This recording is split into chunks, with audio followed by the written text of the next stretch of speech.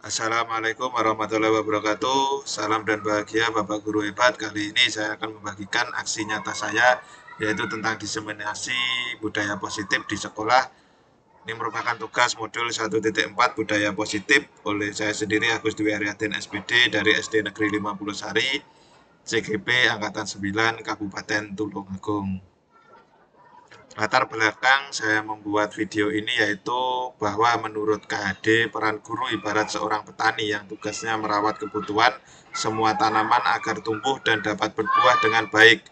Setiap jenis tanaman memiliki karakter tersendiri yang berbeda, oleh karena itu tentu saja berbeda pula perlakuannya. Seorang guru harus bisa melayani segala bentuk metode belajar murid yang berbeda.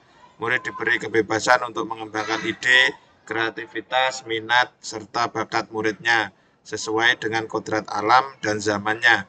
Inilah tujuan dari Merdeka Belajar. Namun yang harus diingat, kebebasan yang dimaksud bukan kebebasan mutlak. Murid perlu tuntunan dan bimbingan dari guru supaya tidak kehilangan arah dan membahayakannya. Tujuan dari pelaksanaan ini yaitu melaksanakan tugas aksi nyata budaya positif di sekolah masing-masing. Yang kedua, berbagi ilmu pengetahuan dengan teman sejawat. Yang ketiga, membuka paradigma guru bahwa apa yang kita sebagai guru pada selama ini itu belum sesuai dengan pemikiran KHD yang masih banyak menemui pada posisi kontrol guru sebagai penghukum. Berkolaborasi dengan teman sejawat untuk menciptakan budaya positif di sekolah. Tolok ukur terciptanya sistem pembelajaran yang memerdekakan murid, terbentuknya keyakinan kelas, tumbuhnya motivasi internal pada seluruh warga sekolah, guru dapat mempraktekkan posisi kontrol yang tepat dalam menangani permasalahan murid, terutama posisi manajer dengan segitiga restitusi. Murid dapat menemukan solusi dari permasalahan secara mandiri dan bertanggung jawab, dan yang terakhir terwujudnya budaya positif di lingkungan sekolah. Lini masa tindakan yang pertama yaitu menghadap pimpinan untuk menyampaikan pentingnya penanaman budaya positif di sekolah sekaligus mohon izin mendiseminasikannya kepada guru lain. Mengumpulkan rekan sejawat guru lain untuk mendiseminasikan materi budaya positif, berkoordinasi sekaligus berkolaborasi dengan wali kelas untuk membentuk keyakinan kelas di kelas mereka masing-masing dan memantau, merefleksi, dan mengevaluasi praktek keyakinan kelas yang telah disusun seperti pada foto di samping.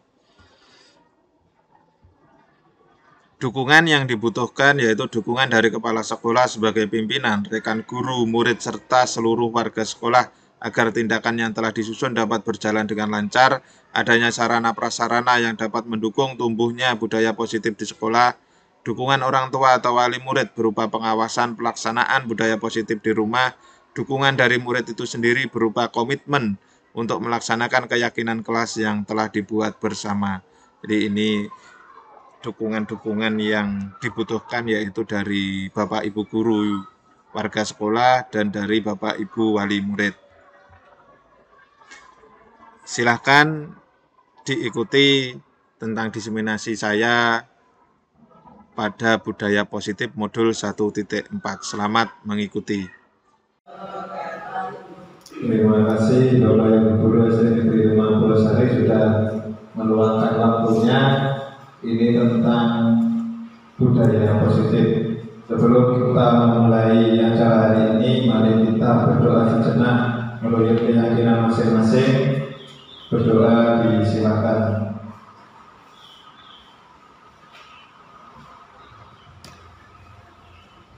Doa selesai, semoga apa yang kita dapatkan nanti dapat bermanfaat.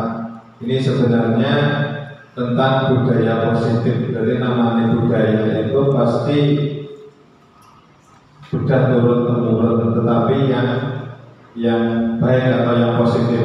Mungkin nanti Bapak Ibu akan menemui hal yang tidak cocok dengan hatinya. Jadi tidak menemuinya. Sebenarnya seperti ini. Tapi ini saya hanya menyampaikan keinginannya dari Kementerian Pendidikan itu di pendidikan Indonesia seperti ini. Jadi mungkin nanti akan bergejolak dalam hati dan pikirannya.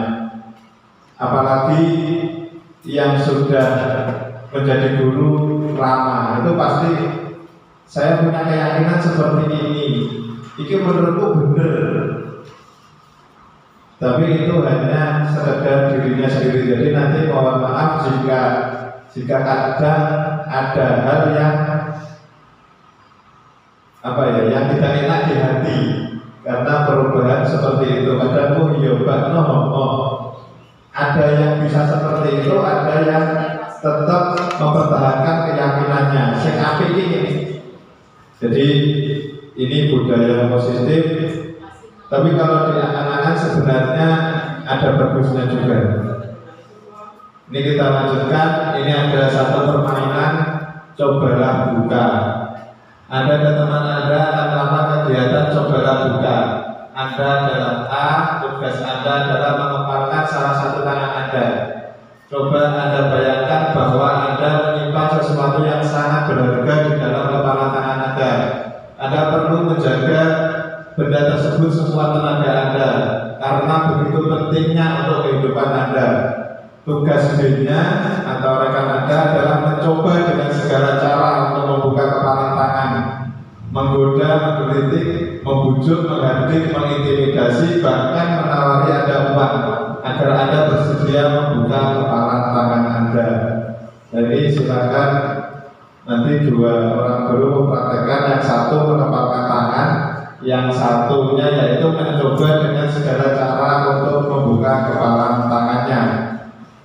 Ini silakan Bu Nina ya, saya melambaikan tangan, Pak Om yang menggoda. Ini boleh membujuk, kalau getak ya boleh, kalau menawari uang ya boleh. Moga tengah jam begini ketika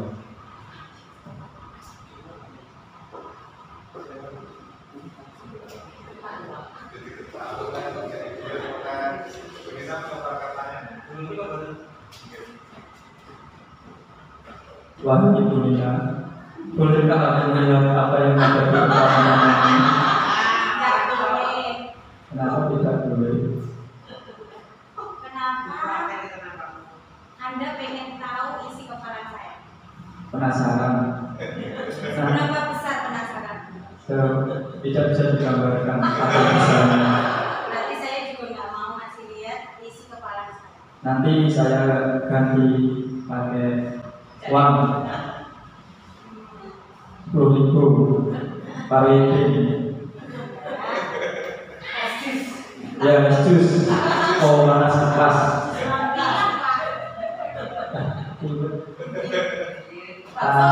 Ya, ganti makanan. Kenyang apa? Ganti penyapu ini juga punya. Tidak boleh. Berharga penyapu. Boleh. Terima kasih. Oke, terima kasih Bapak Ibu telah mempraktekkan cobalah buka ini. Kalau ada suatu pertanyaan, siapa sebenarnya yang mempunyai kontrol tentang itu tadi? Apakah Pak Mo bisa mengontrol Bu Nina? Maksudnya mengontrol itu manut aku, apakah bisa? Tidak bisa kan? Jadi siapa sebenarnya yang punya kontrol itu? Apakah Bu Nina juga segampang itu membuka kepalanya?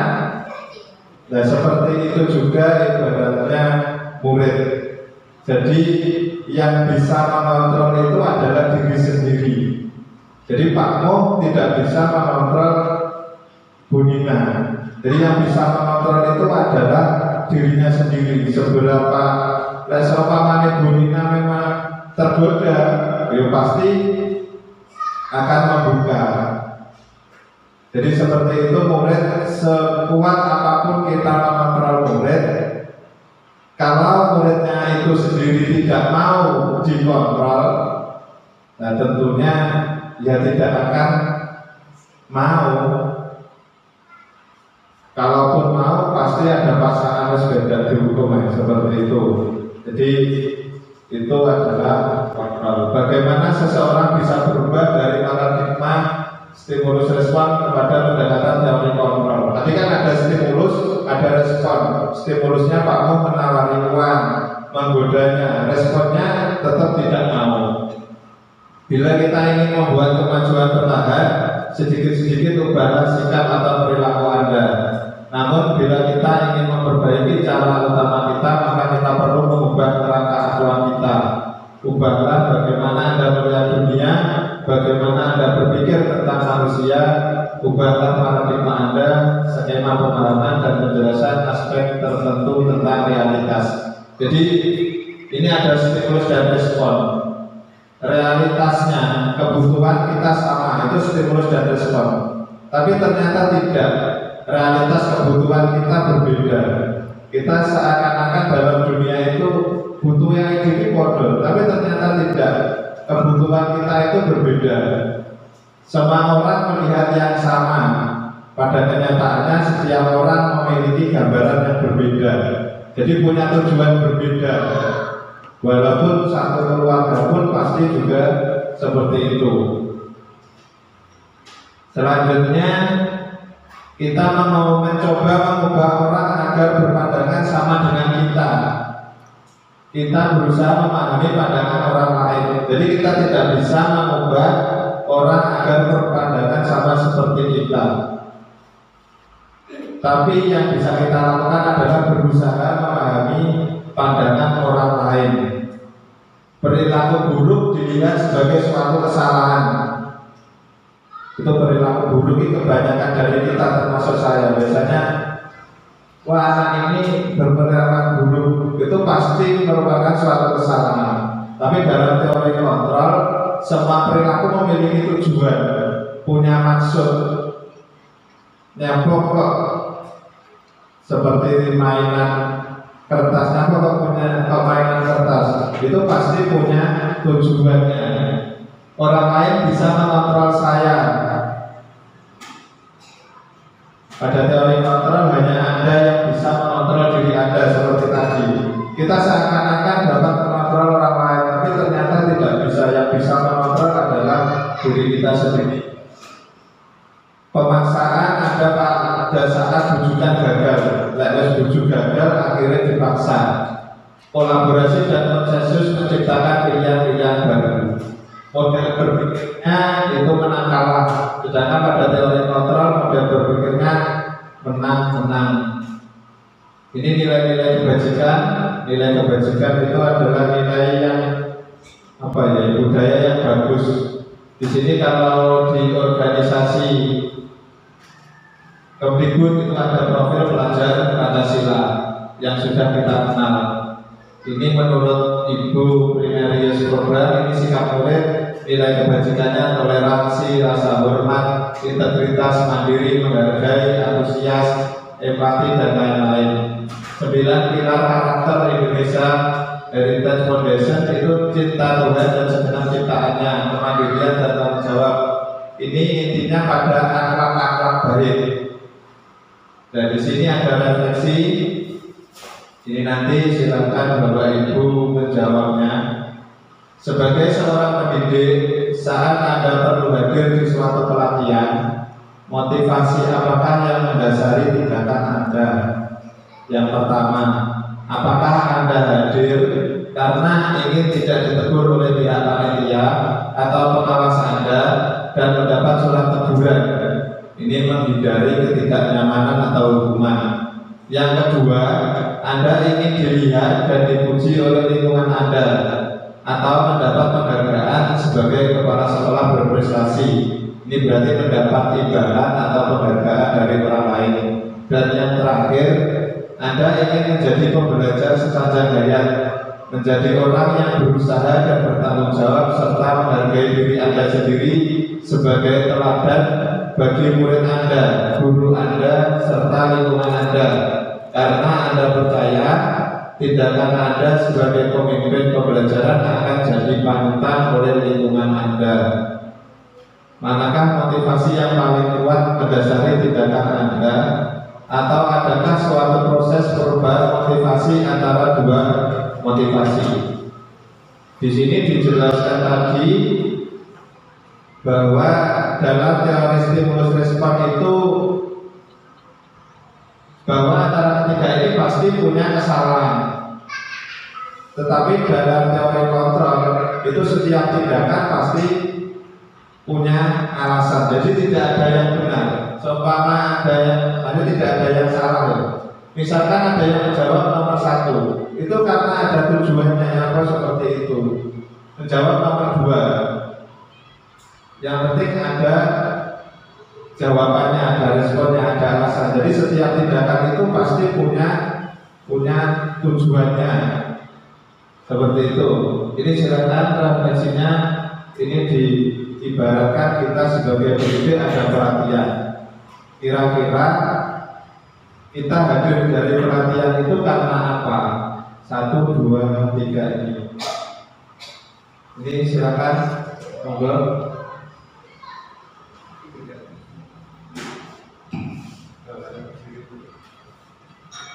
Terima kasih. Ini refleksi diri saya sendiri sebagai seorang pendidik. Saat Anda perlu hadir di suatu pelatihan, motivasi apakah yang mendasari tindakan Anda? Kalau saya sendiri, saya lebih cenderung ke ingin menjadi pembelajar sepanjang hayat. Karena di dalam suatu pelatihan tersebut, tentunya kita mendapatkan sebuah ilmu yang baru yang akan bisa kita terapkan di lingkungan pendidikan kita. Kalau untuk misalnya hanya untuk ingin dipuji oleh pihak lain, menurut saya masih kurang sesuai dengan diri saya, karena setiap apa yang kita lakukan itu tidak perlu mendapatkan pujian dari pihak lain. Itu merupakan sebuah tanggung jawab kita sebagai pendidik untuk memberikan contoh kepada utamanya anak didik kita. Sebagai contoh yang simpel saja, ketika ada tugas piket di sekolah, anak-anak sudah mendapatkan sertifikat. Nah, kita sebagai pendidik itu akan lebih baik jika kita memberikan contoh kepada mereka dengan mengikuti jadwal-jadwal tersebut. Ini merupakan sebuah tanggung jawab kita sebagai pendidik untuk memberikan teladan kepada anak didik kita. Jadi untuk mengikuti pelatihan tidak hanya ingin mendapatkan pujian, walaupun ada atau tidak dari pihak lain, itu merupakan sebuah tanggung jawab kita sebagai pendidik. Terima kasih Pak, itu untuk saya. Terima kasih atas refleksinya. Jadi tadi Bu Ika bahwa memilih bahwa motivasinya yaitu ingin menjadi pembelajar sepanjang hayat, dan dikaitkan juga dengan kehidupan kita sehari-hari. Jadi kalau kita tidak melakukan karena suatu hukuman, itu kan dalam hati kita terpaksa bahwa kelihatannya itu dihukum. Kalau penghargaan juga seperti itu. Aku tak ingat kalau gue itu oleh penghargaan. Jadi itu bukan dari dasar hatinya. Nah ini maka pentingnya budaya positif. Refleksi yang kedua, bila di sekolah Anda tidak ada aturan yang memberikan surat teguran bagi karyawan yang sering datang terlambat, atau tidak ada atasan yang memberikan Anda penghargaan menjadi karyawan terbaik karena sering tepat waktu, apakah Anda akan tetap datang tepat waktu untuk mengajar murid-murid Anda? Jika iya, apa alasannya? Itu refleksi kita yang kedua, yaitu jika yang datang terlambat itu tidak ada teguran dan yang biasa tepat waktu juga tidak ada penghargaan, apakah kita sebagai guru ini akan datang tepat waktu atau tidak? Ini jadi tidak ada jawaban benar salah, tapi dari cara pandang kita masing-masing. Monggo disilakan gantinya lagi.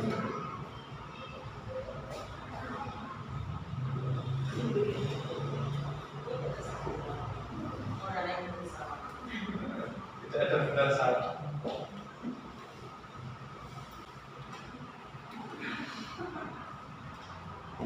Ini menurut saya pribadi, kalau ada aturan, tidak ada aturan, atau bagi yang datang terlambat atau yang tidak ada teguran dari atasan, meskipun itu datang terlambat atau datang lebih awal, itu menurut saya memang seharusnya kita itu datang sesuai jadwal, tidak sebelum waktunya masuk. Karena itu sudah menjadi kewajiban kita sebagai karyawan, sebagai guru di sekolah.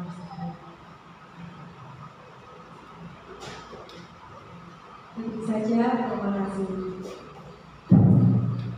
Terima kasih disampaikan. Jadi sebenarnya itu kan panggilan dari hati kita, bahwa kalau kita nanti datang terlambat itu ada banyak kepala, ada banyak anak yang menunggu kehadiran kita di sekolah. Harus nunggu Pak Bu kok dulu teko-teko kan seperti itu. Jadi memang bukan karena adanya imbalan atau adanya teguran, tetapi sudah ada dari diri kita bahwa kita itu di sekolah. Kalau kita karyawan kantor itu kan yang tidak ada yang menunggu kita. Kalau karyawan kantor itu kan yang menunggu hanya kertas barang mati. Tetapi kita sebagai guru yang menunggu di sekolah adalah peserta didik kita. Seperti itu. 3, motivasi teori manusia. Jadi motivasi manusia itu ada 3 ini. Yang pertama untuk menghindari ketidaknyamanan atau hukuman. Misalkan siswa disuruh untuk piket, tidak piket, apa ada hukumannya? Apakah kita bisa menjamin bahwa murid itu nanti tepat waktu karena kesadaran diri?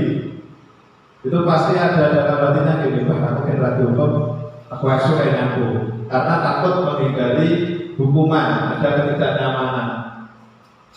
Yang kedua, untuk mendapat imbalan atau penghargaan dari orang lain. Itu motivasinya. Misalkan kalau di TK, ini sebenarnya juga berbeda dengan konsep kita yang kadang kita berpikir itu penghargaan itu adalah suatu hal yang baik. Tapi ternyata tidak. Misalkan di TK itu paling banyak biasanya ada bintang. Oleh bintang. Apa dampaknya pada murid? Itu sebenarnya juga tidak dalam hatinya. Keinginannya bukan dari hatinya, tapi keinginannya biar oleh bintang.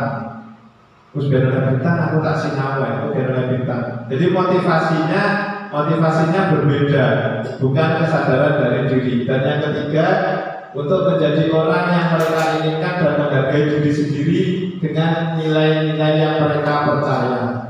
Ada atau tidak, olah apa saya tetap seperti ini. Ini 3 motivasi teori manusia. Tentunya mana kalau dipilih mana yang terbaik, tentunya yang ketiga. Tetapi kita tidak menutup diri juga bahwa pasti juga ada yang nomor 1 dan 2, karena kita sebagai manusia yang banyak kekurangan. Ini ada hukuman, konsekuensi, restitusi. Ini sebenarnya hampir sama. Hukuman, konsekuensi, dan restitusi. Ini tapi kalau hukuman itu di sini lebih ke gagalnya. Sesuatu yang menyakitkan harus terjadi. Ini itu pasti yang menyakitkan terjadi. Konsekuensinya, kalau konsekuensi sesuatu harus terjadi. Misalkan seperti ini. Kalau hukuman itu anak tidak tahu, murid tidak tahu, terus ujuk-ujuk, misalkan di kelas rame, itu baru langsung disebut suruh maju, suruh berdiri, angkat kaki, itu hukuman. Anak tidak tahu, tapi kalau konsekuensi itu anak sudah tahu. Oh aku jadi ini memang sudah ada. Memang kita kekurangannya kan sebenarnya pada awal pelajaran pasti ada peraturan kelas. Jadi ini nanti kalau kita melakukan menjadi konsekuensi, bukan hukuman. Kalau saya datang terlambat dikonyaku, itu kalau anak tidak tahu pasti hukuman. Tapi kalau sudah tahu apa peraturan kelas kita, jangan datang terlambat, jangan seperti ini. Nah kalau seperti itu anak pasti tahu menjadi konsekuensi. Aku lihat toko kasep, itu penyapu, itu bukan hukuman walaupun sama-sama disuruh menyapu. Kalau restitusi itu mengembalikan, merupakan pilihan. Jadi anak disuruh milih penyapu kan. Jadi peraturannya itu dibuat oleh anak. Kalau konsekuensi ini guru masih ikut campur. Tidak nyaman untuk kulit untuk jangka waktu panjang. Ini biasanya itu pasti teringat. Mungkin Bapak Ibu di sini dulu ya, kalau dulu kan lebih ke guru kan ke kerap, mungkin masih ingat pada waktu SD, SMP, bahkan tahun di Lumruk Garisan. Itu walaupun sudah usia menjadi guru tentu pangkal ingat. Wah itu mematikan kreativitas yang ada dalam pikirannya itu piye aku caranya oleh penghargaan itu. Cepet-cepetan, bukan mikir. Saya juga kadang berpikir, jadi penghargaan tidak boleh, hukuman tidak boleh. Tapi kalau memang kita rasakan dalam hati, ini juga sudah ada studinya, juga sudah ada penelitiannya. Misalkan saja seperti ini, kita punya tujuan mungkin menulis artikel atau apa, itu pasti kita punya kreativitas. Setelah punya kreativitas, akhirnya ada orang yang datang, terus ini mau menulis, ini ada sejumlah uang. Akhirnya kan bukan kreativitasnya nanti yang ditingkatkan. Gue sudah boleh akeh masalah kreativitas kali. Yang penting aku oleh duit, oleh uang. Nah itu jadi penghargaan itu juga menurunkan kreativitas kita, kreativitas anak. Jadi yang menjadi pusat utamanya, tujuannya itu bukan karya yang bagus, tetapi yang diburu adalah uangnya. Misalkan seperti channel-channel YouTube yang sudah berkembang itu kan juga banyak ya. Itu kayak mungkin yang sekarang sudah meredup itu Agus Kotane kan. Itu kan pada awalnya sebenarnya kreativitasnya itu muncul banyak. Akhir-akhirnya karena sudah berkembang banyak, sudah ada mendapatkan uang, akhirnya kan kualitasnya menurun. Karena obsesinya bukan kreativitas dan kualitas, tapi obsesinya adalah uang. Jadi kreativitasnya menjadi menurun. Itu jadi penghargaan itu mematikan. Penghargaan menghukum itu seperti tadi. Penghargaan itu sebenarnya adalah menghukum seperti kita memberi penghargaan anak teladan, siswa teladan. Kalau nanti dia melakukan hal satu yang tidak teladan, pasti itu menjadi hukuman bagi dirinya. Padahal kita yakin bahwa manusia itu tidak sempurna. Sebenarnya bukan peraturan kelas. Mengapa keyakinan kelas? Mengapa tidak peraturan kelas saja? Memang selama ini kita lebih di kelas itu peraturan kelas. Tapi dalam modul ini yaitu keyakinan kelas. Misalkan ada pertanyaan seperti ini, mengapa kita memiliki peraturan tentang penggunaan helm pada saat mengendarai kendaraan roda 2 atau motor? Jawabannya adalah untuk keselamatan. Jadi sudah yakin anak itu, nyapa kok helm ben selamat. Itu keyakinan dalam hatinya. Tapi kalau peraturan, nyapa helm tidak ditilang polisi. Jadi karena takut, karena ada hukuman. Sedangkan keyakinan itu sudah ada dalam dirinya. Jadi tidak ada atau tidak polisi pasti menggunakan helm karena untuk keselamatan. Yang kedua, mengapa kita memiliki peraturan tentang penggunaan masker dan mencuci tangan setiap saat? Kemungkinan jawaban Anda untuk kesehatan atau keselamatan. Nah kadang kan pakai masker ini karena modulnya ini pas zaman COVID ya, karena sekarang kan tidak. Jadi pakai maskeran ya karena demi kesehatan dan keselamatan. Kadang kan dulu juga sempat kalau di kota tidak pakai masker ditilang polisi. Jadi bukan bahwa yang kutok. Biar masker untuk ditilang polisi. Jadi bukan itu, tetapi kita sadar betul bahwa kita memakai masker itu untuk kesehatan. Jadi harapannya nanti anak itu sadar betul tentang dirinya, bukan karena motivasi dari orang lain. Sebenarnya kebutuhan dasar manusia itu ada 5. Ini yang kadang saya juga masih belum terlalu mengenali. Kalau dalam modul ini anak itu melakukan sesuatu pasti ada kebutuhan dasar yang belum terpenuhi. Misalkan anak pas tak konek belajar, konek kelas, tak terangnya kok agak ngoret-ngoret, agak gambar. Itu pasti ada kebutuhan dasar ini yang tidak terpenuhi oleh anak itu, yaitu tentang kebebasan. Ataukah mungkin kita terlalu monoton hingga akhirnya anak itu jenuh. Jadi makanya itu tadi di teori kontrol itu setiap aktivitas itu pasti punya alasan. Kalau kita melihat pada teori stimulus respon, waya pelajaran gambar, waya pelajaran agama kok menggambar, itu kan pasti mikir kita iki anak ini salah ini. Tetapi padahal kebutuhan dasarnya anak ini belum terpenuhi. Jadi 5 kebutuhan dasar manusia itu, yang pertama bertahan hidup. Ini bukan hanya murid tapi semuanya. Kasih sayang dan rasa diterima. Kasih sayang dan rasa diterima. Ini misalkan seperti yang baru kita kesini Adit itu di Pulau Sari 2. Itu berarti dia tidak menerima kasih sayang dan rasa diterima di sekolah itu, makanya tidak mau sekolah. Berarti ada kebutuhan dasarnya yang tidak terpenuhi.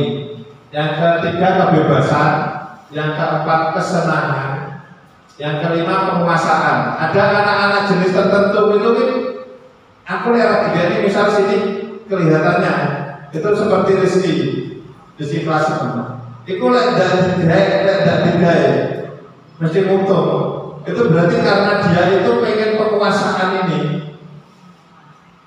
Kalau ini kebutuhan dasarnya dan dipenuhi, ya mesti ngono kae. Kan seperti itu sih. Rizky sama saya. Kelas 6. Harus dia kan seperti itu. Nah, jadi tapi pada dasarnya jika 5 kebutuhan dasar ini terpenuhi oleh murid, ini menurut teori akan mudah diajar atau mengajari mudah. Jadi setiap anak pasti punya kasih sayang dan rasa diterima ini mungkin dari keluarga. Kan masalah itu tidak hanya dari sekolah, mungkin keluarganya bagaimana. Nah di guru penggerak ini sampai dibahas tentang ini. Sebenarnya kalau ilmunya guru penggerak itu bagus jika kita bisa menerapkan dan bisa konsisten untuk melakukannya. Tetapi juga memang tidak mudah. 5 posisi kontrol guru. Ini yang pertama sebagai penghukum. Ini guru-guru itu penghukum. Seorang penghukum bisa menggunakan hukuman fisik maupun verbal. Orang-orang yang menjalankan posisi penghukum senantiasa mengatakan bahwa sekolah memerlukan sistem atau alat yang dapat lebih menekankan murid lebih dalam lagi. Guru seperti ini senantiasa percaya hanya ada satu cara agar pembelajaran bisa berhasil, yaitu cara dia. Hasilnya kalau tipe penghukum, kemungkinan murid marah dan mendendam. Karena hukuman itu mau tidak mau pasti murid itu menjadi pendendam atau marah, bersifat agresif. Bisa jadi sesudah kembali duduk, murid tersebut akan mencoret-coret bukunya atau meja tulisnya. Berbuatnya ini waktu.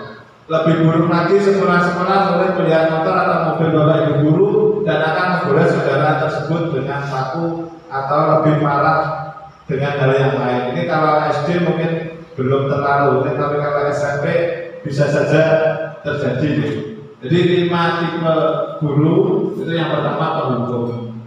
Yang kedua membuat rasa bersalah. Pada posisi ini biasanya guru akan bersuara lebih lembut.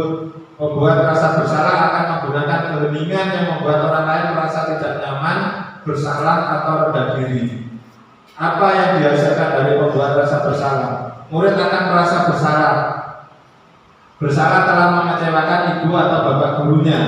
Murid akan merasa menjadi orang yang gagal dan tidak sanggup membahagiakan orang lain. Kadang-kala sikap seperti ini lebih berbahaya dari sikap penghukum, karena emosi akan tertanam rapat di dalam murid menahan perasaan. Tidak seperti murid dengan guru penghukum, di mana murid bisa menempatkan amarahnya walaupun dengan cara negatif. Murid tertekan seperti inilah yang tiba-tiba bisa meletus amarahnya dan bisa menyakiti diri sendiri atau orang lain. Ini posisi kedua sebagai membuat rasa bersalah. Yang ketiga sebagai teman. Guru pada posisi ini tidak akan menyakiti murid, namun akan tetap berupaya mengontrol murid melalui persuasi. Posisi teman pada guru bisa negatif ataupun positif. Positif di sini berupa hubungan baik yang terjalin antara guru dan murid. Guru di posisi teman menggunakan hubungan baik dan humor untuk mempengaruhi seseorang. Jadi kita berada pada posisi teman. Hasilnya, murid akan merasa senang dan akrab dengan guru. Ini termasuk dampak yang positif. Hanya saja di sisi negatif, murid menjadi tergantung pada guru tersebut. Bila ada masalah, dia merasa bisa mengandalkan guru tersebut untuk membantunya. Akibat lain dari posisi teman, murid hanya akan berbuat sesuatu bila yang menyuruh adalah guru tersebut, dan belum tentu berlaku yang sama dengan guru atau orang lain. Jadi jika kita posisi teman, itu kan ngomong itu hanya dengan guru itu. Gelome mantap hanya dengan guru itu karena sudah dianggap sebagai teman. Ini posisi yang ketiga. Sedangkan posisi yang keempat ini sebagai pemantau. Pemantau itu berarti pengawas. Pada saat kita mengawasi, kita bertanggung jawab atas perilaku orang-orang yang kita awasi. Posisi pemantau berdasarkan pada peraturan dan konsekuensi. Dengan menggunakan sanksi konsekuensi, kita dapat memisahkan hubungan pribadi dengan murid sebagai seorang yang menjalankan posisi pemantau. Hasilnya, murid memahami konsekuensi yang harus dijalankan karena telah melanggar salah satu peraturan sekolah. Guru tidak menunjukkan suatu emosi yang berlebihan, menjadi marah atau membuat merasa berbuat salah. Murid tetap dibuat tidak nyaman, yaitu harus tinggal kelas pada waktu jam istirahat dan mengerjakan tugas. Ada konsekuensinya. Datang telat 10 menit berarti pulang harus 10 menit lebih akhir juga. Ini adalah tipe guru pemantau. Guru tetap harus memantau murid pada saat mengerjakan tugas di jam istirahat, karena murid tidak bisa ditinggal seorang diri. Jadi juga merepotkan guru sebenarnya. Ini sebagai pemantau. Dan mungkin yang paling sesuai adalah manajer. Posisi terakhir manajer adalah posisi di mana guru berbuat sesuatu bersama dengan murid, mempersilahkan murid mempertanggungjawabkan perilakunya, mendukung murid agar dapat menemukan solusi atas permasalahan sendiri. Seorang manajer telah memiliki keterampilan di posisi teman maupun pemantau. Dan dengan demikian bisa jadi di waktu-waktu tertentu kembali kepada kedua posisi tersebut bila diperlukan. Jadi posisi manajer itu kan tadi kalau teman dan pemantau itu juga bagus, tapi ada kalanya kita bisa berubah menjadi teman, bisa pemantau, bisa ke posisi manajer. Maka kita perlu mengacu kepada restitusi yang dapat menjadikan murid kita seorang manajer bagi dirinya sendiri. Di manajer, murid diajak untuk menganalisis kebutuhan dirinya maupun kebutuhan orang lain. Di sini penekanan bukan pada kemampuan membuat konsekuensi, namun dapat berkolaborasi dengan murid bagaimana memperbaiki kesalahan yang ada. Pada posisi manajer, maka suara guru sebaiknya tulus, tidak perlu marah, tidak perlu meninggikan suara, apalagi menunjuk-nunjuk jari ke murid, berkaca pinggang atau bersikap seolah-olah menyesal. Nampak sedih sekali akan perbuatan murid atau bersedang gurau menempatkan diri sebagai teman murid. Fokus ada pada murid, bukan untuk membahagiakan guru atau orang tua. Murid sudah mengetahui adanya suatu masalah dan sesuatu perlu terjadi. Bila guru mengambil posisi pemantau, guru akan melihat apa konsekuensinya, apa peraturannya. Namun pada posisi manajer, guru akan memberikan tanggung jawab pada murid untuk mencari jalan keluar permasalahannya, tentu dengan bimbingan guru. Ini ada video. Ini 5 posisi kontrol guru.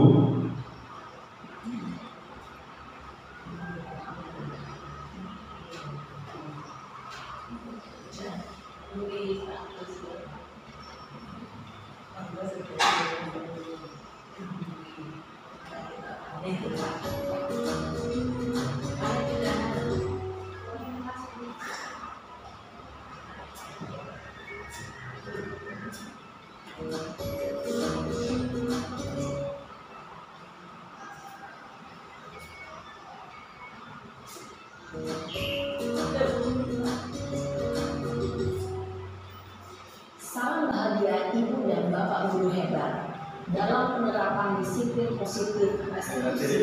Salah satu program yang digunakan adalah 5 posisi kontrol.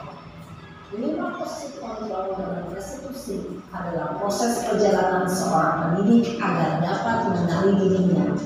Pada video kali ini, kita akan membahas tentang 5 posisi kontrol yang dikembangkan oleh Dayan dosen dan contoh penerapannya.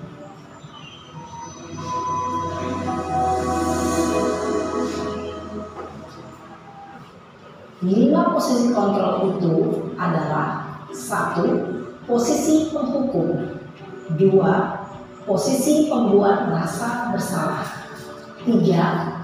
Posisi teman, 4. Posisi pemantau atau monitor, dan 5. Posisi manajer. Untuk lebih memahami kelima posisi tersebut, mari kita saksikan kasus Naren yang terlambat hadir 20 menit di sekolah dan melihat bagaimana kelima posisi kontrol dalam menghadapi masalah tersebut.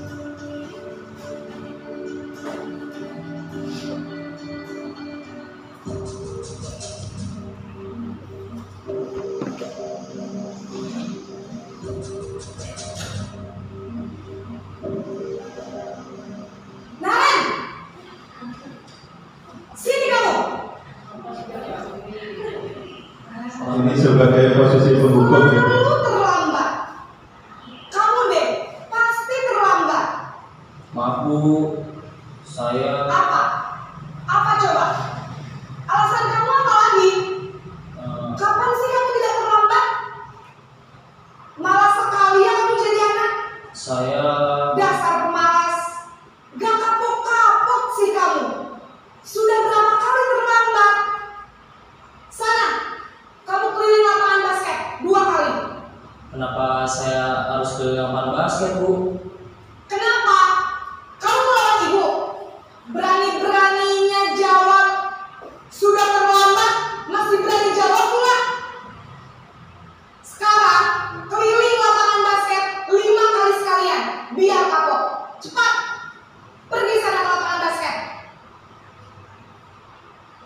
Posisi penghukum biasanya berbicara dengan nada tinggi, menghardik, menunjuk-nunjuk, menyakiti, dan menyindir. Hukuman bisa berupa fisik maupun psikis. Ibu dan Bapak Guru hebat, dampak yang terjadi pada murid ketika guru berada pada posisi penghukum adalah murid cenderung akan memberontak, bahkan menyimpan dendam.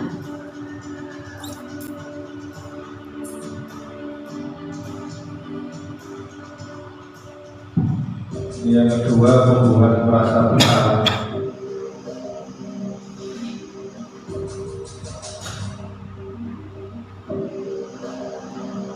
Naren,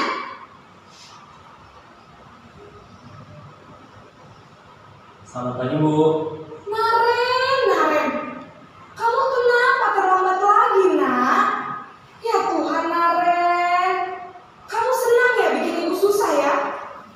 Kalau kamu terlambat lagi, nanti ibu yang ditegur bapak kepala sekolah, nak. Disangka ibu tidak bisa membina kamu. Duh, gimana ini? Maaf Bu. Duh, Gusti Naren. Kamu suka ya kalau ibu ditegur bapak kepala sekolah? Terus, sekarang ibu harus tulis apa yang di buku absen? Ini kamu sudah sering terlambat loh. Ibu harus apa coba? Maaf Bu, maaf sekali. Ya sudah, lain kali jangan bikin ibu susah lagi ya nak ya. Ibu tidak akan kuat lagi kalau kamu begini terus. Bisa jantungan kalau ibu tegur bapak kepala sekolah. Sana cepat ke kelas. Maaf ya Bu, maaf sekali. Posisi pembuat rasa bersalah berbicara dengan nada tenang, cenderung lembut, namun kata-kata yang diutarakan membuat murid merasa menjadi orang yang gagal, memandang buruk dirinya sendiri, merasa tidak berharga, dan tidak sanggup membahagiakan orang lain.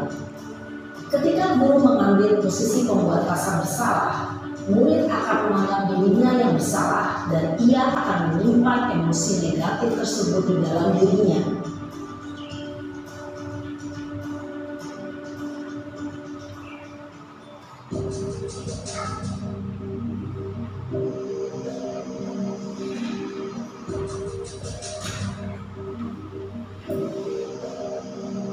Naren!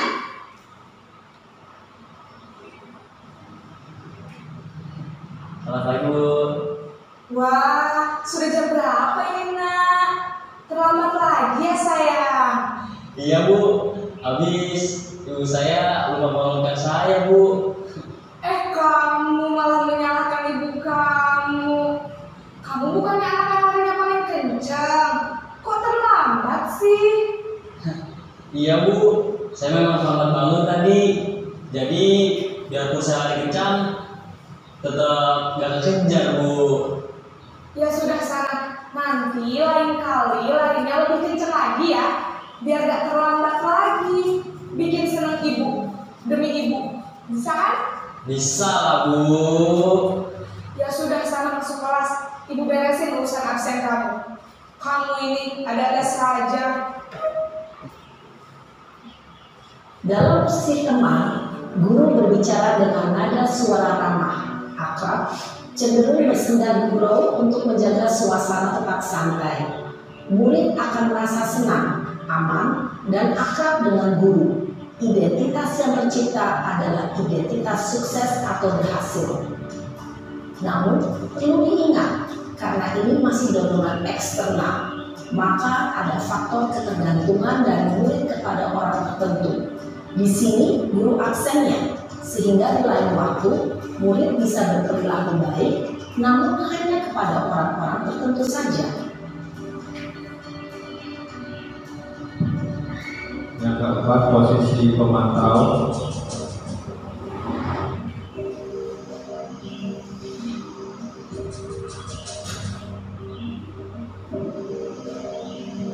Naren!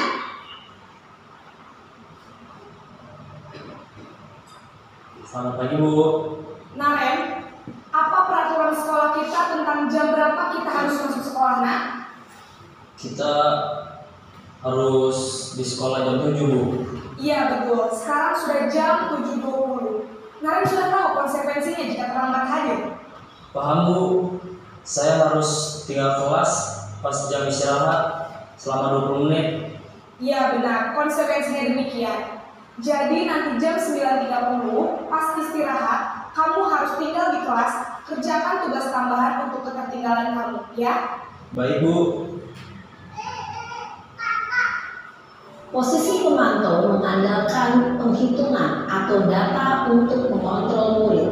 Guru mengarahkan murid berdasarkan peraturan dan konsekuensi. Seorang pemantau menunjukkan bahasa tubuh dan ekspresi wajah yang datar dan cenderung formal. Ini posisi yang ideal, posisi manajer.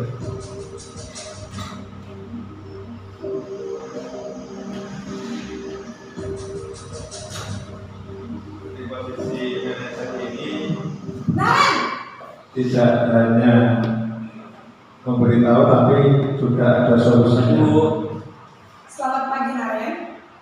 maaf Bu, saya terlambat. Iya, sekolah masuknya jam 7, sekarang sudah jam 7.20. Jadi sekarang bagaimana ini Naren? Maaf Bu, saya lupa alarm saya semalam. Baiklah, menurut kamu, keyakinan sekolah yang mana yang perlu kamu tingkatkan? Menghargai diri sendiri dan orang lain mungkin ya Bu. Setuju. Jadi, apakah Naren meyakini prinsip saling menghormati tersebut? Iya Bu, saya meyakininya. Apakah Naren bersedia memperbaiki masalah keterlambatan ini? Bersedia Bu. Bagaimana kamu akan perbaiki masalah keterlambatan ini? Saya akan coba untuk tidak lupa menyetel alarm saya Bu. Baik, kalau Naren mau menyetel alarm di rumah, ada orang yang kira-kira bisa bantu mengingatkan tidak? Ada Bu, kakak saya, Kak Emma. Ada lagi selain Kak Emma? Selain Kak Emma, ada ibu saya. Baik, jadi yang mengingatkan Naren adalah Kak Emma dan ibu kamu ya? Kira-kira akan mulai setel alarm kapan nih Naren? Setelah pulang sekolah, akan segera saya lakukan. Baik, jadi Naren akan setel alarm untuk bangun besok pagi dan akan diingatkan oleh kakak dan ibunda Naren ya. Ada lagi yang mungkin perlu dilakukan Naren agar tidak terlambat bangun lagi?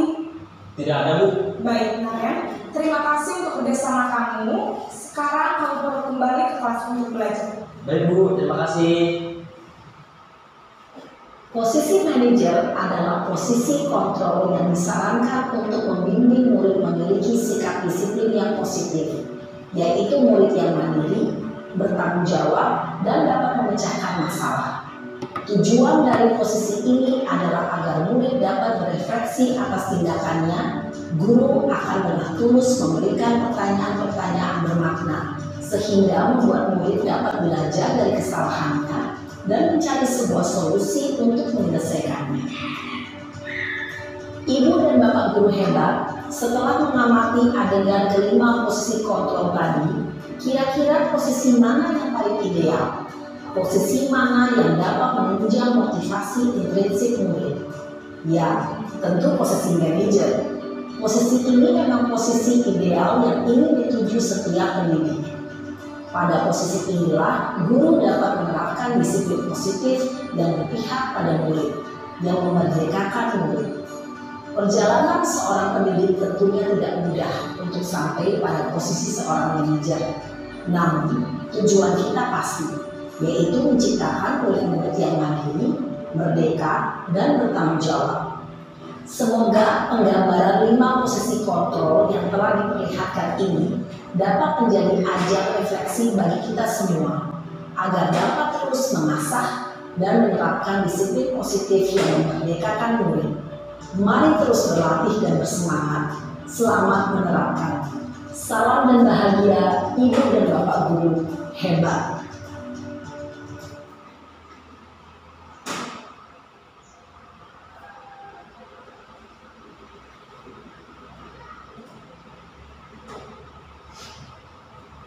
Jadi itu tadi memang kalau kita dasari selama ini, memang di video tadi juga dijelaskan bahwa kita semuanya mungkin masih menuju ke posisi manajer.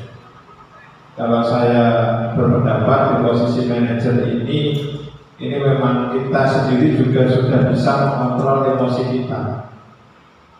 Dan diambil atau tidak, memang kalau ada anak yang melanggar aturan atau keyakinan kelas atau sekolahnya, tentu kita berkontrol emosi, kita ikut emosi atau tidak itu dari diri kita sendiri. Terkadang kita pun juga ikut ke emosinya, akhirnya bisa jadi jatuh ke penghukum, bisa membuat rasa bersalah, bisa menjadi teman.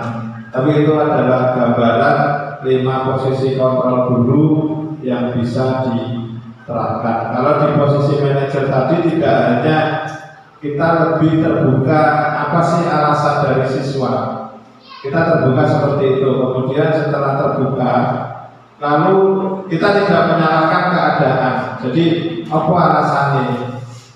Kita menerima alasan itu dan kita mencari solusi. Terus apa tindakannya supaya tidak terulang lagi? Tadi ditanya sampai mengatur jam malam, apanya itu tidak dibangunkan oleh Kak Emma, apanya itu tidak dibangunkan oleh ibu. Terus bagaimana meset alarmnya? Tadi dibilang Naren akan diset alarmnya setelah pulang sekolah agar tidak lupa. Jadi memang pada posisi manajer ini yang masih dituju oleh guru. 5 posisi kontrol guru tadi, ini kalau penghukum dan pembuat orang bersalah ini tingkat gagalnya, identitas gagalnya tinggi ya, perilaku kontrol negatif.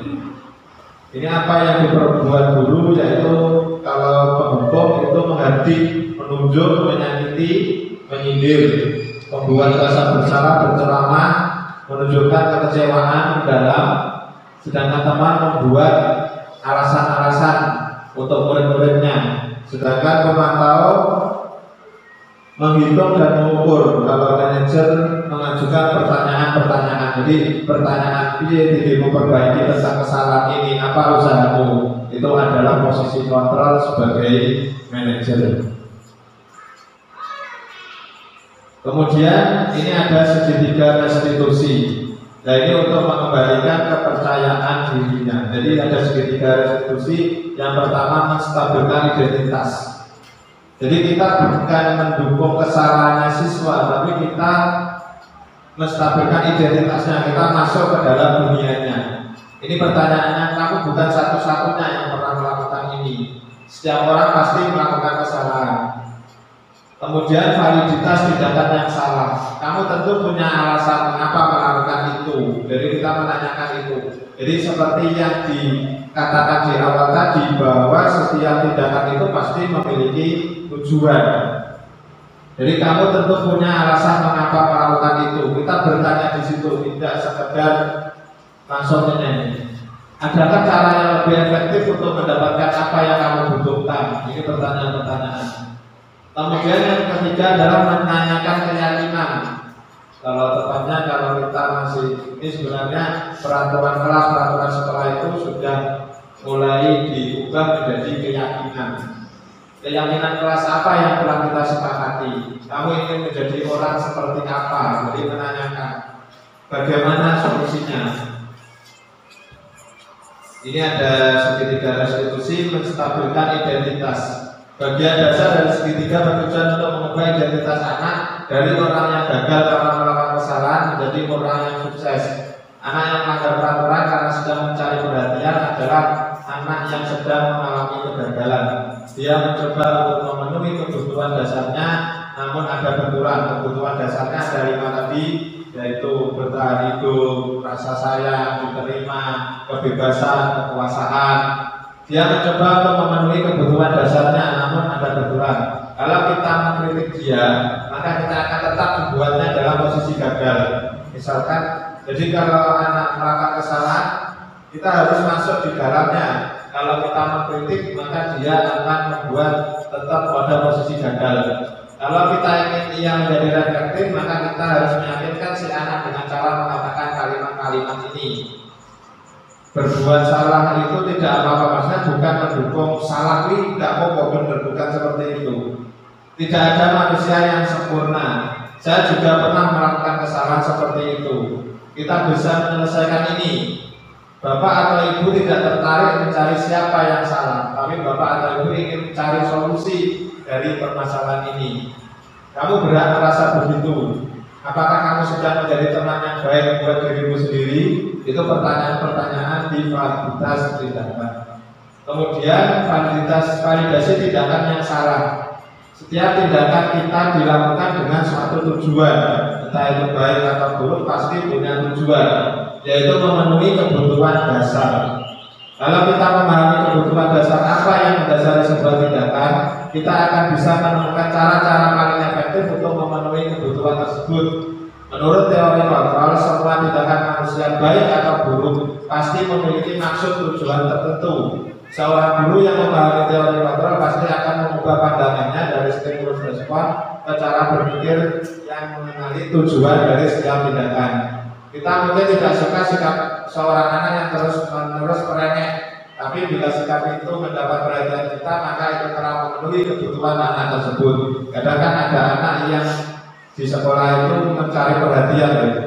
Itu mungkin karena kebutuhan tentang rasa diterima dan kasih sayangnya di rumah itu belum terpenuhi. Akhirnya di sekolah dia mencari perhatian itu karena kebutuhan dasarnya belum terpenuhi. Kalimat yang mungkin terdengar asing buat guru, namun bisa bila dikatakan dengan nada tanpa hal ini akan memfasilitasi kebutuhan mereka. Padahal kamu bisa melakukan yang lebih buruk dari ini ya. Kamu pasti punya alasan mengapa melakukan hal itu. Kamu patut bangga pada dirimu sendiri karena kamu telah melindungi sesuatu yang penting buatmu. Kamu boleh mempertahankan sikap itu, tapi kamu harus menambahkan sikap yang baru. Ini divaliditas tindakan yang salah. Yang ketiga, menanyakan keyakinan kelas. Itu apa yang kita percaya sebagai kelas? Apa nilai umum yang telah kita sepakati? Apa bayangan kita tentang kelas yang ideal? Kamu mau jadi orang seperti apa? Ini adalah menanyakan keyakinan kelas. Ini ada video satu lagi tentang cara menerapkan segitiga restitusi. Ini jadi dari masalah nanti bisa diselesaikan dengan tidak menghakimi. Salam dan bahagia Ibu dan Bapak guru hebat. Pada video kali ini kita akan membahas tentang salah satu program disiplin positif yang diterapkan di lingkungan sekolah yang dikenal dengan nama restitusi.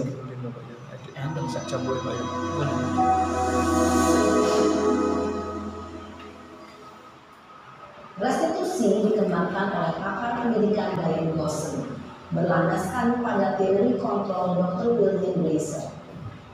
Segitiga restitusi adalah suatu proses dialog yang dijalankan oleh guru atau orang tua agar dapat menghasilkan murid yang mandiri dan bertanggung jawab.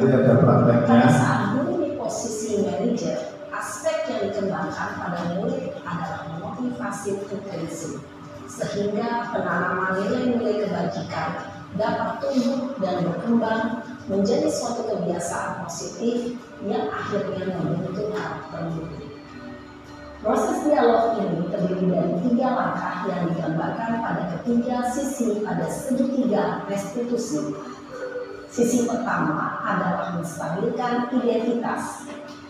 Sisi yang kedua adalah validasi tindakan yang salah. Dan sisi yang ketiga adalah menanyakan keyakinan. Ibu dan Bapak guru, berikut ini akan ditunjukkan bagaimana seorang guru berada dalam posisi manajer menggunakan penerapan segitiga restitusi.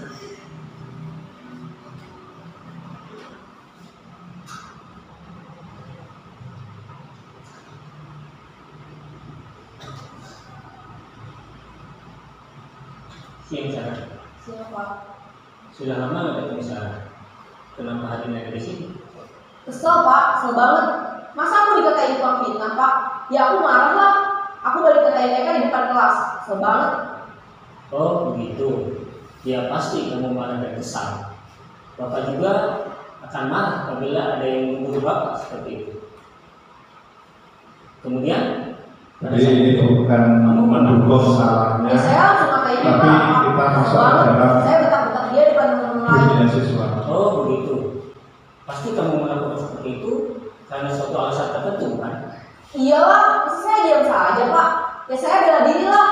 Masa saya dituduh tukang fitnah? Ya wajar lah. Mempertahankan harga diri itu sesuatu yang penting buat kamu. Untung kamu tidak bertindak lebih gegabah lagi. Hanya membentak-bentak. Iya Pak. Untung saya masih bersabar dan hanya membentak saja. Sudah gemes Pak ya Pak. Saya pasti bela diri lah. Ya pasti ya. Tapi kamu memilih untuk tetap bertahan dan sabar. Kamu memilih untuk tidak berbuat lebih parah lagi, Pak. Iya. Nah, sekarang coba kita lihat lagi tindakan kamu yang bentak-bentak Eka di kelas. Tindakan kamu itu kira-kira sesuai dengan keyakinan kelas atau prinsip kamu tidak? Enggak lah Pak. Capek Pak dia marah. Jadi keyakinan atau prinsip mana yang kurang sesuai dengan keinginan kamu? Ya, saya sebenarnya sangat menghargai orang lain. Mungkin saat itu saya menjadi emosi, jadi tidak menunjukkan sikap itu. Kamu meyakini tidak menghargai orang lain itu penting buat kamu? Yakinlah Pak. Iya, setuju. Kita harus saling menghargai. Namun ada juga keyakinan yang kita sepakati yang perlu kita jalankan apabila kita sedang marah, kan? Ya, saya bisa lebih proaktif, mulai dengan diri sendiri. Saya bisa jadi lebih bersabar, mengambil waktu jeda untuk berpikir mau apa selanjutnya. Kira-kira kamu bersedia memperbaiki masalah ini tidak? Sedia Pak. Kalau kamu memperbaiki masalah ini, kamu akan menjadi orang seperti apa? Saya akan menjadi orang yang bertanggung jawab kali ya Pak. Ya, senantiasa proaktif. Iya, menurut kamu bagaimana rasanya menjadi orang seperti itu? Ya nyaman lah, bangga bisa bersabar dan tenang diri. Baiklah kalau begitu. Yuk kita pikirkan bagaimana memperbaiki masalah ini.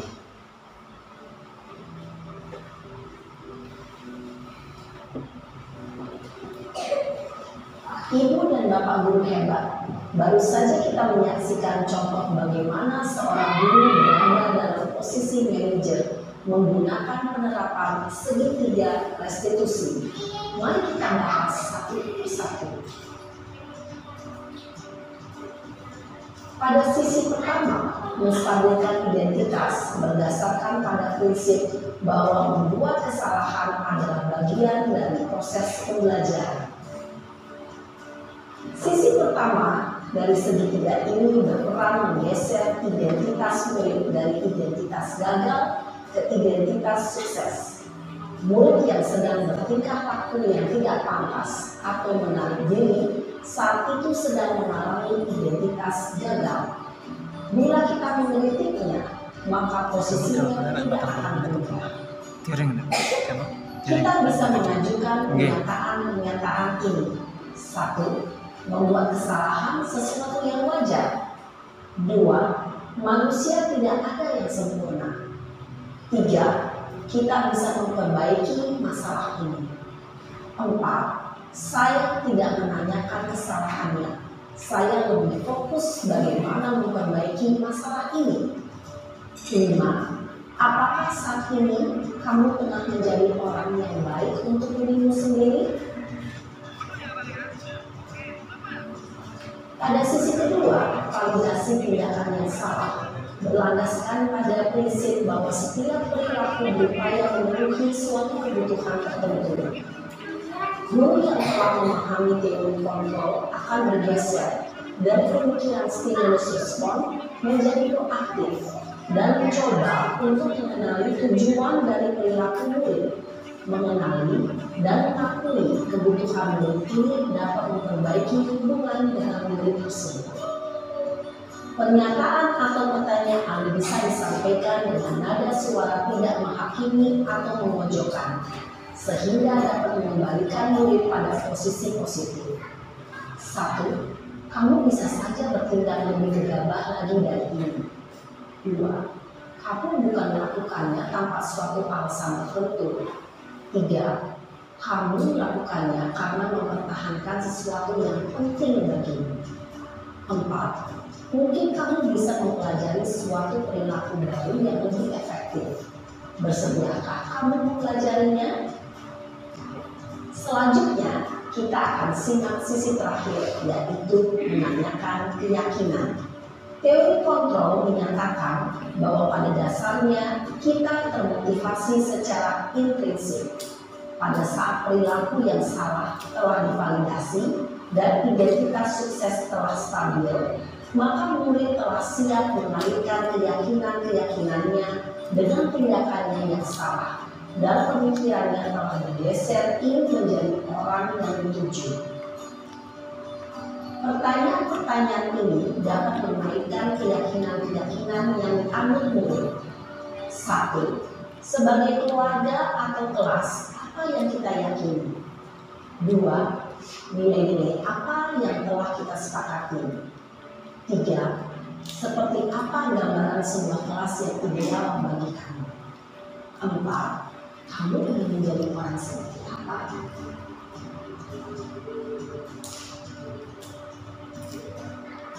Dalam menerapkan segitiga restitusi perlu diperhatikan beberapa hal, yaitu 1. Perilaku yang salah perlu dikaitkan dengan nilai-nilai atau keyakinan yang telah disepakati atau dituju. 2. Kesediaan orang yang melakukan kesalahan untuk memperbaiki masalah. 3. Pemecahan masalah sebisa mungkin relevan atau memiliki hubungan dengan masalah yang ada. 4. Usaha, perlu adanya suatu usaha perbaikan dari pihak yang berbuat kesalahan. 5. Waktu, perlu didedikasikan waktu dari pihak yang berbuat kesalahan. Tanyakan kapan akan mulai dilakukan usaha untuk memperbaiki masalah. Dengan memahami struktur penerapan segitiga restitusi, diharapkan guru dapat menerapkan posisinya sebagai manajer dengan mengajukan pertanyaan-pertanyaan bermakna yang dapat membuat murid menjadi lebih percaya diri, bertanggung jawab, dan mandiri. Nah, Ibu Bapak Guru perlu tidaknya mengikuti ketiga tahapan dalam segitiga restitusi bergantung pada ringan beratnya suatu permasalahan. Misalnya, bila permasalahan tersebut ringan, maka tidak perlu dijalankan secara berurutan. Bahkan bisa sehingga menanyakan apa keyakinan yang kita sepakati. Dengan menjalankan segitiga restitusi, dengan mengajukan pertanyaan-pertanyaan bermakna, diharapkan murid menjadi lebih kuat secara pribadi, dapat membuka wawasan murid agar dapat menyelesaikan permasalahannya sendiri, semakin percaya diri, mandiri, dan merdeka. Salam dan bahagia, Ibu Bapak Guru hebat. Jadi kalau melihat video tadi, tentunya tidak mudah untuk menjalankan segitiga restitusi. Di akhir dijelaskan bahwa tidak semuanya harus melakukan segitiga restitusi jika masalahnya itu tidak terlalu berat. Hanya menanyakan keyakinan sekolah, keyakinan kelas apa yang dilanggar. Jadi kalau peraturan itu kan biasanya jangan datang terlambat, tapi keyakinannya menghargai orang lain, seperti itu. Di sini ini sebenarnya untuk slide-nya sudah habis. Ini ada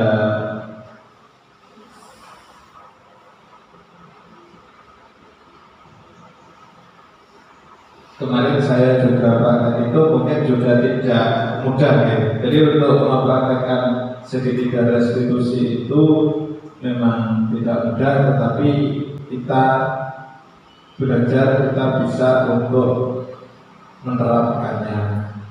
Ini sekilas dari video saya untuk menambah.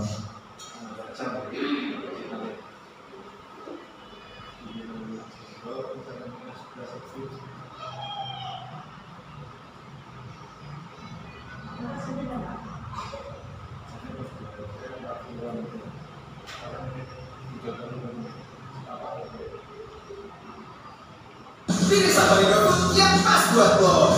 Ini hanya melihat ini sebentar. Ini kemarin saya praktekkan ke Rizky dan Najwa. Sambal GoFood extra pedas. Sambal GoFood pedas dahsyat. Sambal GoFood serunya berat versi lo.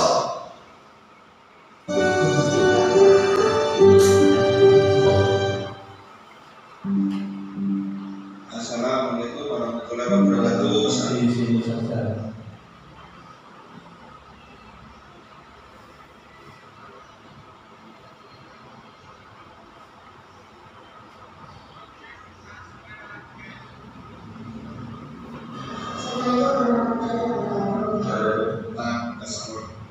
Ini kasus satunya melanggar peraturan sekolah, terlambat datang ke sekolah.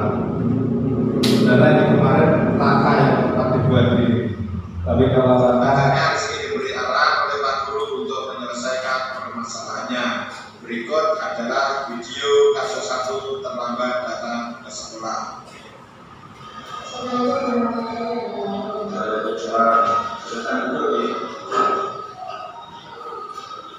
Rizky, tahukah kamu mengapa tidak berfungsi?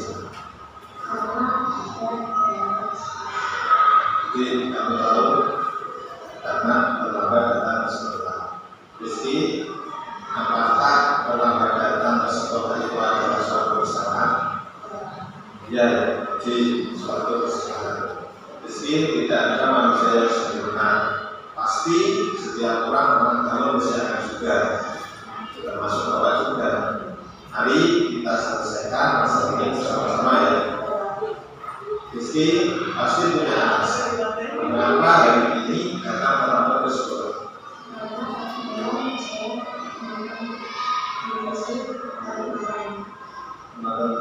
Kenapa sampai terlambat? Apakah acaranya menarik? Menarik ya. Bapak Ibu, apa tidak marah jika kamu menonton ini sampai terlambat? Seperti itu ya.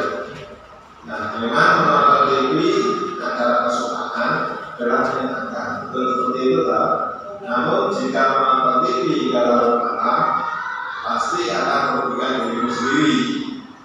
Masih ingatkah kamu tentang keyakinan sekolah kita? Masih apa itu? Datang.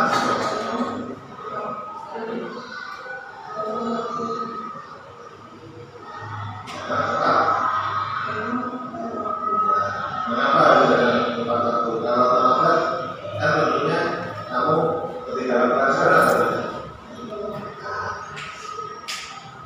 Apa keyakinan kelas yang kita harus lakukan? Adalah termasuk dari keyakinan kelas kemarin apa saja? Termasuk dari kalau datang itu berarti kan menghargai orang. Terus apa yang akan kamu lakukan untuk memperbaiki kesalahan ini agar kamu tidak datang terlambat lagi?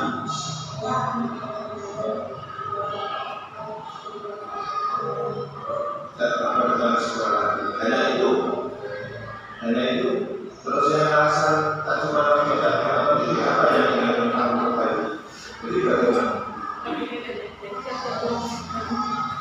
Membalikannya bagaimana? Apakah saudara orang tadi? Tidak. Jadi maksimal sampai jam berapa? Jam 9 sudah. Mereka mesti bergerak kalau tidak normal lagi ya. Silakan kembali ke kelas. Kasus 2, melanggar peraturan kelas, belum memasukkan ditegur.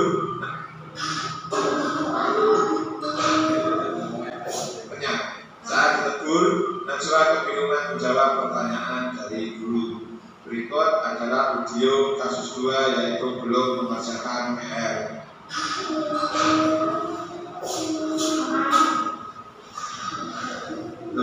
Kenapa?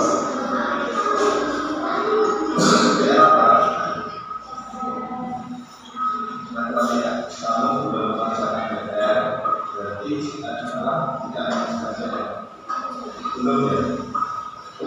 Jadi semua orang pasti pernah melakukan kesalahan, termasuk kamu dan teman-temanmu. Terkadang juga belum mengerjakan PR. Seperti itu ya. Tapi setiap tindakan, setiap tingkah laku pasti punya alasan. Termasuk kamu belum mengerjakan PR, tentunya juga punya alasan. Betul seperti itu. Apa alasanmu? Apa kata kamu belum mengerjakan PR?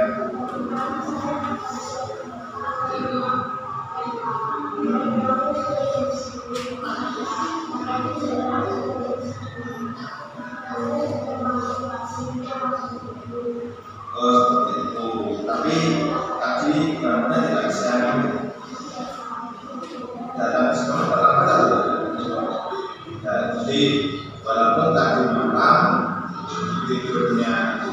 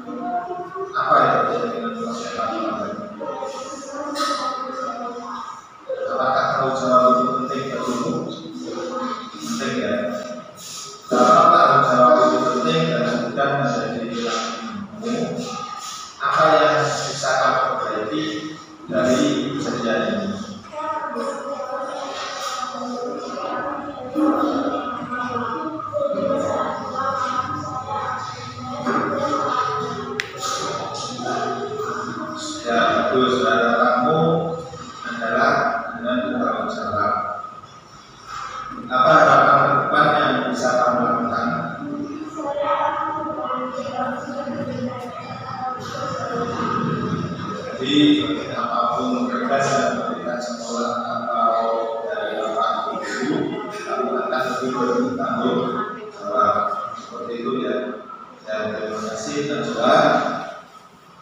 Karena jamnya sudah masuk, kita akan memulai pelajaran dengan teman-teman di kelas dan bulan lagi ya.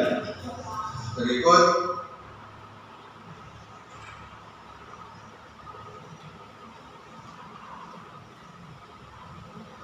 jadi itu tadi memang dalam pendidikan guru penggerak tidak hanya sekedar teori tetapi juga harus ada aksi nyatanya.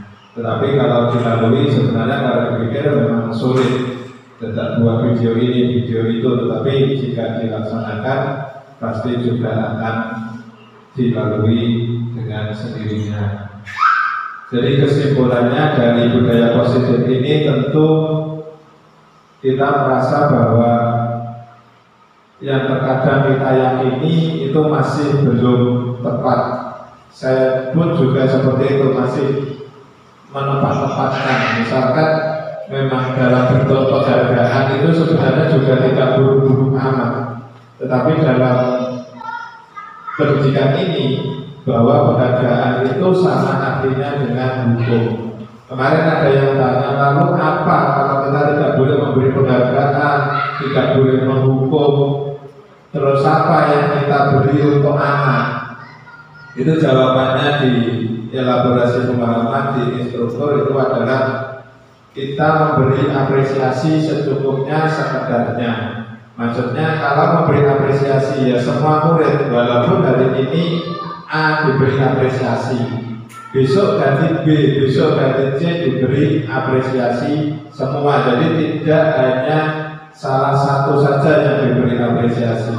Dan kita kembali ke keyakinan tadi, kita lebih mengedepankan untuk nilai-nilai positif.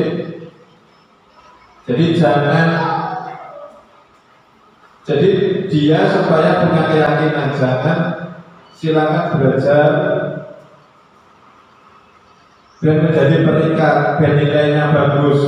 Jadi dia mengajar hanya untuk nilai itu, tetapi belajar itu penting gunanya untuk masa depanmu. Jadi jika itu sudah menjadi keyakinannya, tanpa kita suruh, tanpa guru suruh, tentunya dia akan mau melakukan. Seperti tadi, seperti di awal tadi, cobalah buka bahwa yang memegang peran kontrol itu adalah diri kita sendiri. Kita seakan-akan bisa mengontrol orang lain, tetapi pada hakikatnya tidak bisa. Kelihatannya bisa, tetapi pada hakikatnya tadi ada 3 motivasi tadi. Dia mau karena takut ada hubungan, dia mau karena ada penghargaan, atau dia mau karena dari hatinya sendiri. Jadi namanya disiplin. Disiplin itu kemarin kan kita kalau melihat disiplin itu pasti tentang peraturan, tentang tata tertib. Sebenarnya arti kata disiplin di sini adalah belajar. Jadi disiplin itu belajar, bukan disiplin itu bukan berkaitan dengan tata tertib dan lain-lain. Itu kesimpulan dari ini. Jadi ini mungkin tidak sesuai dengan budaya kita, tetapi inilah posisi yang paling ideal kita sebagai guru. Walaupun kita tidak bisa sebagai posisi manajer, setidaknya kita akan berusaha menuju ke posisi manajer tersebut. Mungkin dari Bapak Ibu Guru ada pertanyaan, ada tanggapan? Betul ya? Kalau tidak ada, kiranya cukup sekian dari saya. Ada kurang lebihnya saya maaf. Terima kasih atas partisipasinya. Saya akhiri. Wassalamualaikum warahmatullahi wabarakatuh. Waalaikumsalam warahmatullahi wabarakatuh. Berikut budaya positif di SD Negeri 5 Pulosari.